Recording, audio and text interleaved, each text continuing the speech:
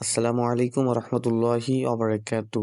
হোয়াটসঅ্যাপের মধ্যে নিজের ছবি দিয়ে স্টিকার তৈরি করে আপনার ফ্রেন্ডের কাছে পাঠাতে পারবেন। যার কাছে পাঠাবেন সে কিন্তু অবাক হয়ে যাবে, বলবে ভাই এটা কিভাবে সম্ভব। চলুন তাহলে কিভাবে এটা তৈরি করতে হয় আমরা সবাই মিলে শিখে আসি।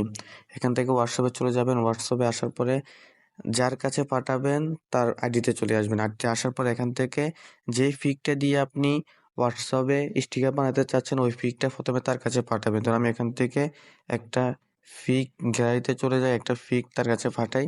মনে করেন যে আমি এই পিকটা দিয়ে স্টিকার তৈরি করব। আমি এই পিকটা তার কাছে প্রথমে পাঠিয়ে দিলাম। পাঠানোর পরেই পিকের উপর একটা ক্লিক করবেন।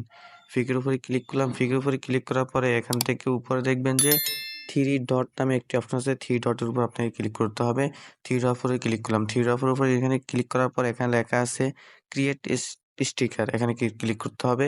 এখানে ক্লিক করলাম। এখানে ক্লিক করার পরে একটু সময় নিবে। একটু সময় নেওয়ার পরে আপনার সামনে এই পিকটা শো করবে। দেখুন এভাবে পিকটা শো করবে। এখান থেকে আপনি উপরে দেখবেন যে টি লেখার জন্য একটা টি আছে, ওই টির উপরে ক্লিক করবেন। ক্লিক করার পরে আপনি যে স্টিকারে যেটা লিখতে চাইতেছেন ওইটা লিখবেন।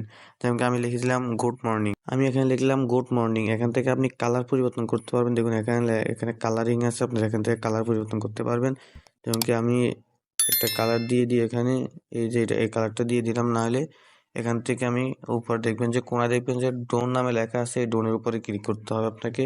ডোনের উপরে ক্লিক করলাম। এখন এটাকে আপনি ২ আঙ্গুল দিয়ে ধরে যেখানে আপনার সুন্দর লাগবে ওইখানে বসাই দিবেন। ধরুন আমি এভাবে এখানে বসিয়ে দিলাম। বসানোর পরে আমি এখান থেকে এই পিকটা তার কাছে পাঠিয়ে দিলাম। দেখুন আমি পাঠিয়ে দিলাম। পাঠিয়ে দেওয়ার পরে এখানে খুব সুন্দরভাবে দেখতে পাচ্ছেন যে এখানে নিচে একটা স্টিকার তৈরি হয়ে গিয়েছে। এভাবে আপনিও খুব সহজে পাঠাতে পারবেন। আশা করি খুব সহজে বুঝতে পেরেছেন।